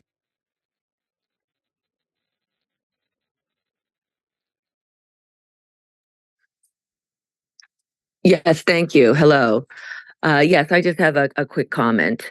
I heard you were still sampling the community, homes in the community, or the air sampling in the community. And I want to thank you for doing that, because Aliso is, it's stored with a fugitive emission that escapes daily, and it is in the community. And so I'm glad you're there getting data. But another thing we'd like to let you know, if you don't already know, that SoCal Gas vents the 115 wells, and there's no schedule. We don't know. They just do it. And they also acidize it. They do an acid wash that puts more chemicals into our community. And I was wondering, we've had no luck of getting them to cooperate. Maybe since you have a rapport with them now, you could get like a schedule of when they vent and acidize, and then get sampling, make sure you're sampling on that day so you know the amount of toxins that, are going into the community those days. Thank you for that suggestion. I don't think you could see, but Christina's been writing notes very quickly as you talk. So these are definitely things that we want to know about. We want to make sure that we collect, make the necessary steps to request that data, and ensure that we include that if we have it in hand in our risk assessment. So thank you. Thank you. Are there any other questions on the risk assessment? Oh, I'm sorry, I forgot. I just wanted to do a rejoinder to Diane's response. So, there is also an ongoing monitoring system that's been set up by Argo Scientific.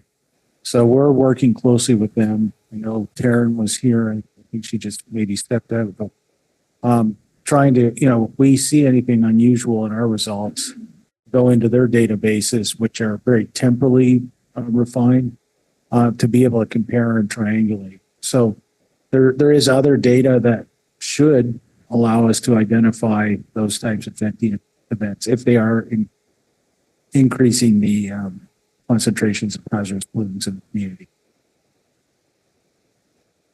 Thank you. Dr. Gonzalez, Dr. Cohn, thanks for coming down here.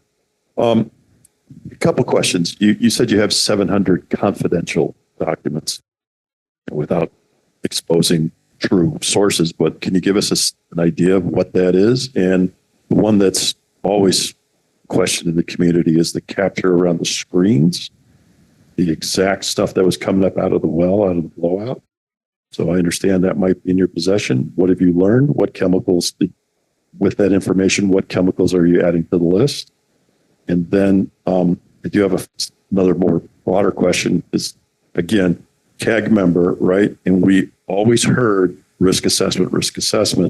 And we never, well, Dr. Jared, thank you for helping us understand that it can be contributory to the clinical, but in the community's mind, it cannot replace the clinical. You're not saying that. I appreciate that. But we learned more about risk assessment tonight than we have learned anything about how deep you're going into the clinical. Like, are you doing biomarkers? Dr. Nardella was present. He asked a question about the biomarkers. I've asked about this from the very first meeting. Where are we on that? When are we going to get the anatomy of truly what's going to be in the clinical? Because the risk assessment will not be enough on its own, which you admitted tonight. So 2 things. What did you learn in the new confidential data? And where are we with details on the clinical? Thank you. We'll take the risk assessment question first. Yeah, unfortunately, we are limited, and I don't want to lose our ability to review those documents. So I'm very limited on what I could, with the sources of those. So I just keep it at that. Apologies. But I know that there would be interest in that tonight. And if there's any, I'll discuss it with Christina afterwards, and we'll see if we could maybe update that question with a little bit more details. But here I'm a little afraid of going too deep into it. So Can you talk about what items you added to your list based upon the confidential information without giving up the source? No, there were lots of there's reports that would inform us on the list that we have and also the concentrations. But beyond that, I don't think I could get into that any more details. Christina's looking at me. I'm really nervous. Sorry. Let's go to the question about the clinical. Just so, so far when we're reviewing these documents, they haven't been as informative as we would have liked because we don't have the lab assays, the baselines. So we're going through with, a fine-tooth comb, but we often don't have the detail that we need to know about how do they actually conduct a particular assay. For example, what's on the screens. When you say they, who are you referring to? The gas company and their consultants, and in some cases PUC and the county. So, but we've obtained a lot of documentation, and I think the improvement here is that what we have now, we're able to share it among our internal investigators at least. Whereas before it was highly limited to 1 or 2 people on the whole study team. So that's one of the things that's taking some time to go through all this is we don't have the underlying metadata is missing. The data about the data and how it was collected. So you have summary, not the detail of how they came to the summary? In some cases we have an enormous detail, and in other cases we don't have enough detail to be able to ascertain how valid the measurements or the reported levels were. Will that be addressed in your research about the forthcomingness or lack of forthcomingness from PUC, for example, from the perpetrator, from the county? Will that be listed? Do you think there'll be a page on that? Can you just repeat the question before answering for people online? Yeah, so the question was whether or not we would report on our final report or some other publication about the lack of cooperation from the county, the gas company, or the consultants that are working for them. At this point, I mean, they've turned over a lot. It's taken quite a while, as we may have seen, through the legal system, things take longer than we would like, and even informal requests take many, many months, and many different lawyers working on it, and many conversations behind the scenes. So I wouldn't want to say that anybody's been uncooperative yet, but it is a very legalistic process that takes time. I want to go on record. There's so many people in this room that lobby very hard for this community to subpoena this information. Okay? And But I just want to have a microphone so people online can hear you. I'm sorry, I'll repeat that. I just want to go on the record that this community fought hard to prepare you guys to do a proper study because the county had subpoena authority to chase down this exact data that you're suggesting is potentially missing. This community fought hard for it, and we were turned away from Marger's office through public health all the way down.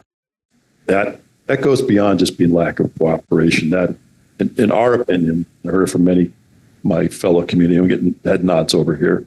That was immoral. Patty, let's give you a microphone. Sorry. Again. Yeah. Oh, okay. I just want to add that the CCST put in the lack of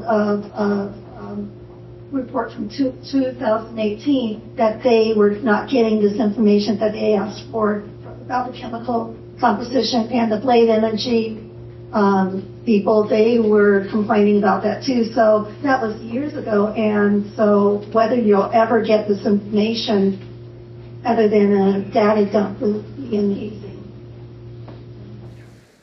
So Dr. McClellan and I were both on the CCSP committee, so we were part of those recommendations. Can we answer before we, because I wanted to answer the other question about the status. Unless, okay. Can we answer the study about the status of the clinical assistance? Yeah, I'll just turn this over to Dr. Robbins. So the status of the clinical assessments. I think the question is kind of where are we in the process and when they're going to happen? Is that correct? The details. Okay, so details. So in terms of, I think you used the term biomarkers. So what we did was look at the exposures based on the risk assessment data and looked at associations with particular diseases, health outcomes. So for example, the hematopoietic system, blood counts, that's one thing that you would see changes in with benzene exposure. And it could be a chronic thing. And so we're doing complete blood counts, platelets. We're looking at morphology of blood cells. So that's one. Oh, louder? Okay.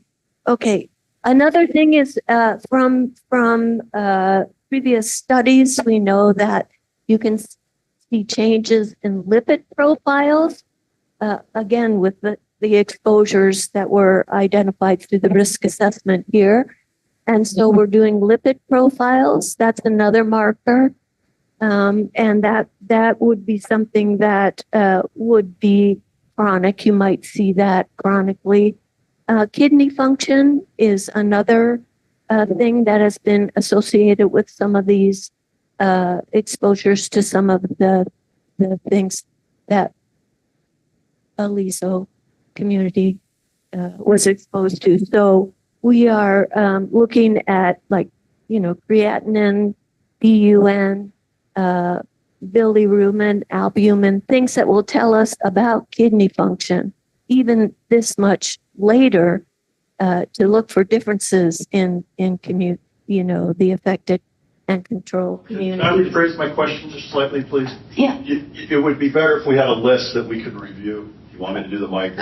Craig's asking if we have a list. Sure. Maybe there's something online already. Sure. We'll put it, yeah.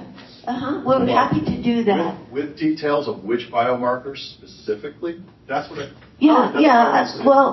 That's what I'm... So when you say biomarkers, are you talking about a particular... Okay, I am not a physician, right? Yeah. I'm not a scientist, but I do know that when you want to do a deep dive into environmental toxic exposures, I'm no scientist, but from what I've read, a layman's approach is there are specific biomarkers that can indicate benzene exposure over a long period of time. And look, I'm getting a head nod from Berkeley. That's a good thing because I know a lot of this is coming out of Berkeley. So thank you, Dr. McCone. So what we need to see is, as the community members, we need to get confidence in what you guys are dipping into. Okay. And it's got to go beyond a CBC because you got to look at, the stuff that creates the nonsense through our DNA and then creates cancers of radicals and all that, which I am no expert on. I want other eyes on this so that the community can have a validation. Like, for instance, Dr. Nordell asked a very specific tech question and it wasn't read, or he jumped offline. But this needs to be vetted, just like Diane just said. Here's the chemicals we're looking at. If there are others, please let us know of your concerns. So I'm sorry, I'm a little frustrated because we're not getting good news about what's happening with Aliso, but we need more out of you guys, more detail, more conversation. Okay, because that's what. Yeah, well, I think we're pretty well ready to give the list. I do want to point out, Chris, can you use the mic? On the website, we do have a list of the metabolomics one, Dr. Robbins, and all of the, so Cynthia, can you put this in the chat? Or I'll drop it into the chat when I sit back down. But these are the chemicals that can be detected through the different metabolomics tests that will be performed on the samples that are collected. Better. Thank you. Where this is on your website? It is. So I'll drop it into the chat right now. It's at Aliso Study. make this full screen so you can see it. Yeah, it's been up for a bit. And we'll share it again as with the notes from this meeting. Kind of the best kept secret, so thank you for pointing that out. Yeah, so in the metabolomics, that is both targeted, so we can get things like benzene, toluene, markers in the blood, but also untargeted. So we can look at those 10,000 molecules that are in each assay and compare how those are subtly different between people that are living in this area and those that are farther away. We've been negotiating, and it's not fully inked yet, but I think that our Comprehensive Cancer Center is willing to use some philanthropic donations they've received to also include for people that are interested as a prognostic indicator for lung cancer in the assay, which is another maybe $700,000 or $800,000 worth of tests that we couldn't afford in this study, but we're working with them, and I'm feeling pretty optimistic we're going to get them to do that. That is going to be a different assay because they have to go into a separate clinic. So it may not get as big a sample of those, but I hope it'll be available. Okay, do we have any other questions on any topic? I just have one clarification too. The confidential data that we've got everything from the county that they've had, and a lot of that was what was given to them by the gas company. So all of those requests are now in our hands, and we're going through a massive amount of documents, data. Did the gas company give you the list of the chemicals that we have been asking for last 9+ years? There are consultant reports where they have tested the gas at various points, and we have that information now. So, I selfishly one question for myself, who's been involved in this for all these years. As scholars, as researchers, doctors, I want to know how confident are you in actually doing this research and getting to the legitimate, result out of this? So this is just doing your study because there's money there and you're gonna get assigned to do stuff. That's just, I want to know how involved I want to be from now on, because I've wasted 9+ years of my life on this, which I could have moved on with other things in my life. Yeah, I understand your frustration and concern. Well, I think we are producing results that are important to the community to show that babies were not being born at the same rate and healthy here. They've been the pregnancy intersected spatially and temporally with the event. So that's one example. The methods that we're using are very well adapted to this kind of question. So what we're trying to do is mimic a randomized trial. So we can't randomize and we can't say you get the placebo and you get the drug. But what we can do is try to match these communities and then look at the trends in their health outcomes compared to trends here and see if we see deviations that occur during the event and after the event that weren't there before. So I think given the wide array of health outcomes we have, I'm confident that if there is something there, we're going to find it. And, we've shown that we are capable of finding it because we found it already in the birth outcome data. It is, we're not as slow as a legal process, but we're not as fast as anybody wants us to be. And part of the reason is that we want to put these findings in top quality journals, because that ultimately gives them a lot more credibility as they go forward. And you might want to use them to advocate for changes in the operations of the facility or something like that. But I can't guarantee that, we're going to look at this outcome of asthma and find something, because we don't know. And there are a lot of complications when we actually start digging into the data. But if they're there, I think we're going to find it. Yeah, we're looking really hard.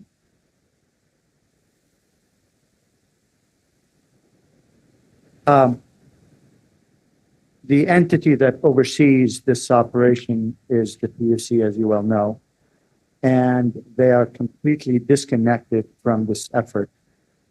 It would be extremely helpful to the community if there's a way for the study to have a conduit for communication directly with the PUC, even in terms of informing the findings, because we are having to relay these findings to the PUC and to the governor's office when they come out. And we already don't have the credibility because we are the impacted party. So having a conduit that comes from the project leadership to the PUC would be extremely beneficial to us and would be extremely helpful.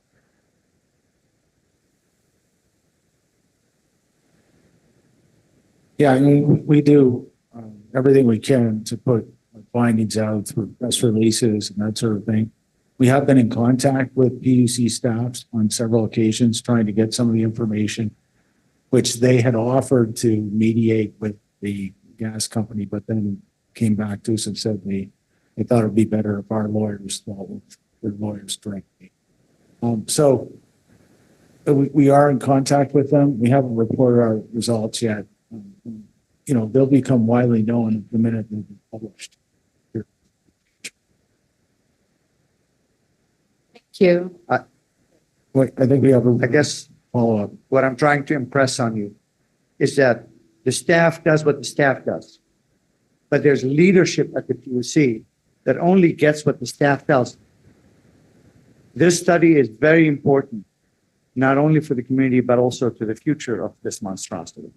So the PUC commission has chief of staff. It just needs, not as a matter of requesting anything for the study, but rather providing an update to them or information to them so that it doesn't get filtered through the staff, but rather goes to the PUC president through her chief of staff. There's nothing wrong with that, and she can ignore it if she wants, but at least there's an effort from a trusted entity to relay information to the PUC without engaging into a dialogue, because that they don't like doing that, but at least providing that information directly to the leadership through a conduit that they trust.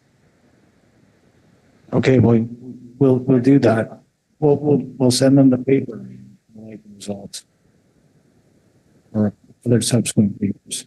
Just want to note, team, thanks to everybody for staying late. We'll take a few more questions. We're only allowed to be in the room till 8:30, so we'll try to wrap it up. I sort of would like to just second what I heard, because at the beginning of this presentation, the question was about the health of the community. Well, I'll tell you that in 8 or 9 years, this has been a very frustrating 8 or 9 years. And as far as mental health goes and that kind of thing, I am emotionally a little distraught, because for 5 years I've been pushing for one specific thing, and it's about the safety of the Aliso Canyon facility. And I don't know how many other people have been concerned about it, or how many people have said, I know that SoCal Gas is a good guy and they'll take care of us. I know that all our agencies are looking out for our goodness, but they are only looking out for their own goodness in reality.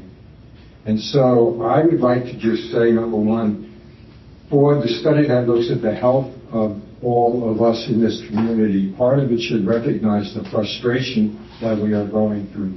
The second thing is I'd like to support what I just heard, which is that if you could get into your report something about a recommendation about the fact that when all of this is done and you look at your results and it looks terrible, you think about, well, maybe they want to do something to Aliso Canyon facility, or maybe they want to do something with the gas company to try and change the chemical nature of things.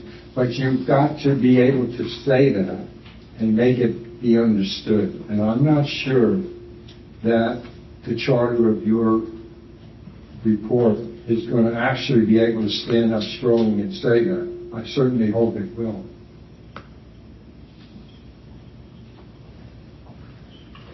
Yeah, but I mean, we'll if there are recommendations that are clear and they come out of the science that we're producing, we'll definitely make sure those are made public. Thank you. Anybody else have any last questions? Go ahead. Yeah. I'll check online too. I apologize if Oh, yeah. the question is not clear, but when I did the testing for the chemical, none of the conventional testing, like, those things that you guys talking about, blood test, and doesn't show any sign of anything to suggest disease because all the toxins. Again, I'm not doctor, but I heard the toxins when you expose, it goes only into the bloodstream that you can actually detect for 48 hours. And after that, that go into the tissues, fat tissues, or the bones. So it goes to either brain or breast or any sort of tissues or something that you can't even detect. So that's the toxin is what we're talking about. So this is the challenge, and this is something that we have to look into outside of the conventional way to test it.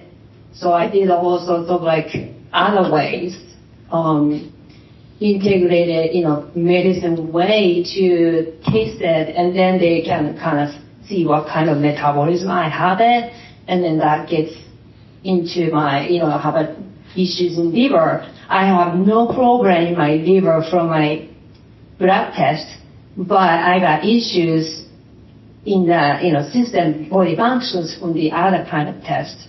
So, I think it's just, if you stay in the typical way of testing it, it's, I just ended up with concluding myself it's not really helping because they can't see any of the issues and I have cancer. So, that was super challenging. And none of the doctors have any information or knowledge how to or why and what causing that. So, if any way to look into it, maybe get that, tissue test. I don't know. I heard something people get that chemicals from the bone marrows or the tissues. There is a way to test that you can see all sorts of chemicals. Yeah, different biomarkers have different half-lives, and so some of them are very short, but some of the other ones are more persistent. And if there is something, going, say, wrong with bone marrow, that often presents with some of the blood counts and things. I think Dr. Weisenman, Dr. Robbins could talk more authoritatively to that than I can. But certainly the metabolomic assessments too are very comprehensive. But it is going to be a limitation that we're only taking blood draws. I mean, one of the things about getting people to participate in a clinical exam is, many will be willing to take a sample, have a sample of blood taken. It's like, well, we're going to go 3 inches into your hip and draw some bone marrow. That's going to really diminish our sample size. But what I think would be very, helpful to us is that you don't have to share the specific results. Of course, that's your private information.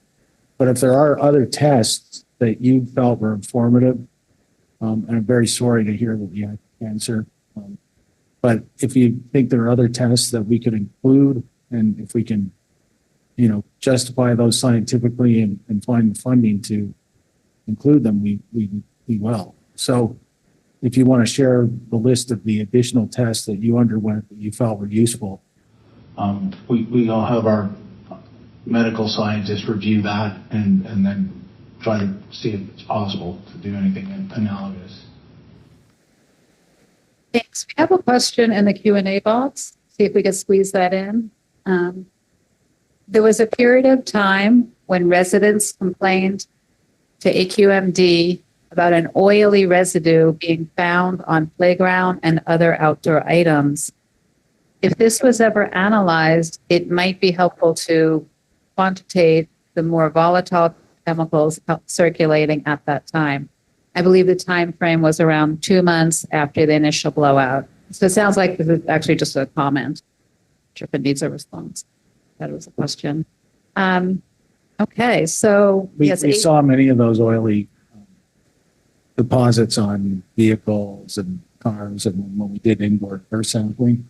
So we are aware of that, and we've looked at the muds. We think that probably it's a combination of the muds.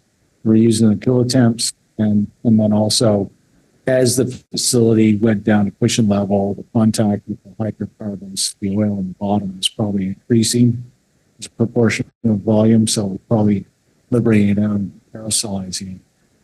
But I haven't seen any really good tests about what was on those structures, and that has not been.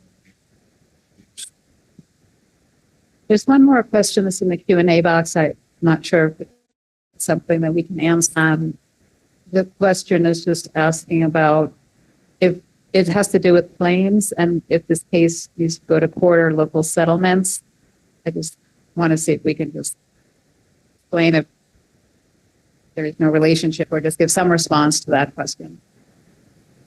Yeah, so we're not part of any lawsuit or legal enterprise. So if you think you have an impact that merits a claim, you'll probably have to contact a lawyer. I know there have been many settlements that have already been resolved, but we're not advocating for any legal settlements. Thanks. Just wanted to be able to answer that. That was up for a while, so thanks for the patience. So thank you again, everybody. Really appreciate your coming, and thanks for the patience with working out our technical issues. We're going to just clean up. We hope to use the space again, so I want to be out when we're supposed to be out, but I think people can stay and linger a little bit. But I hope this was informative. And I'm sorry, I forgot that Dr. Eisman was going to give us some closing remarks. Well, there you go. Request. Just a request. So as you know, with the email, you've got a link to the focus group results. Going forward, we're going to be having more results coming out much more quickly. But we only have 2 community meetings scheduled per year. So while we'll present some results at these meetings, we'll also be sending some results out by email. And we'd like your opinions in the survey that follows this meeting, we'd like your feedback on the methods that would be most suitable to you for receiving results in between these community meetings. So if you can fill out the physical questionnaire, or there's an online location of the questionnaire, and there'll be questions around this. If you could give us feedback on how you want to get this information between meetings. Thank you very much.